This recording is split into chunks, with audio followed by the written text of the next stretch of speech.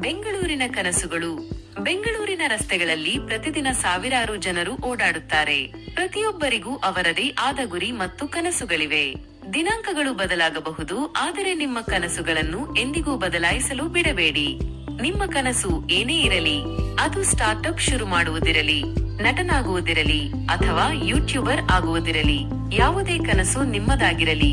ನಿಮ್ಮ ಕನಸುಗಳ ಬಗ್ಗೆ ಯಾರಾದರೂ ನಕ್ಕರೆ ನೀವು ನಗಬೇಡಿ. ಅಂದರೆ ಬೇರೆಯವರು ನಿಮ್ಮ ಕನಸುಗಳನ್ನು ನೋಡಿ ಗೇಲಿ ಮಾಡಿದರೆ ಅದಕ್ಕೆ ನೀವು ತಲೆ ಕೆಡಿಸಿಕೊಳ್ಳಬೇಡಿ. ಕಲಿಕೆ ಮುಖ್ಯ. ಇವತ್ತು ತಡವಾಗಿ ಎದ್ದಿದ್ದೀರಿ ಎಂದು ನಿಮ್ಮನ್ನು ನೀವೇ ಕೇಳಿಕೊಳ್ಳಬೇಡಿ. ಬದಲಿಗೆ ಇವತ್ತು ನಾನೇನು ಕಲಿತೆ ಎಂದು ನಿಮ್ಮನ್ನು ಕೇಳಿಕೊಳ್ಳಿ.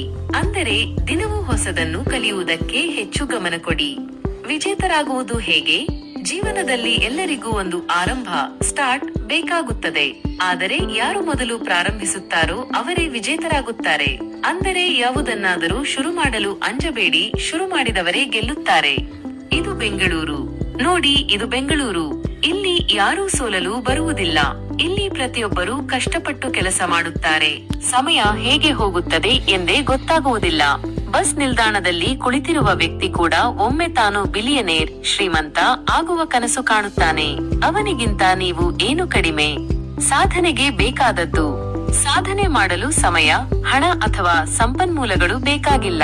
ಬೇಕಾಗಿರುವುದು ನಿರ್ಧಾರ. ಅಂದರೆ ಏನನ್ನಾದರೂ ಸಾಧಿಸಬೇಕೆಂಬ ದೃಢ ಸಂಕಲ್ಪ ಮುಖ್ಯ. ನೀವು ಹೋರಾಡಬಲ್ಲಿರಿ.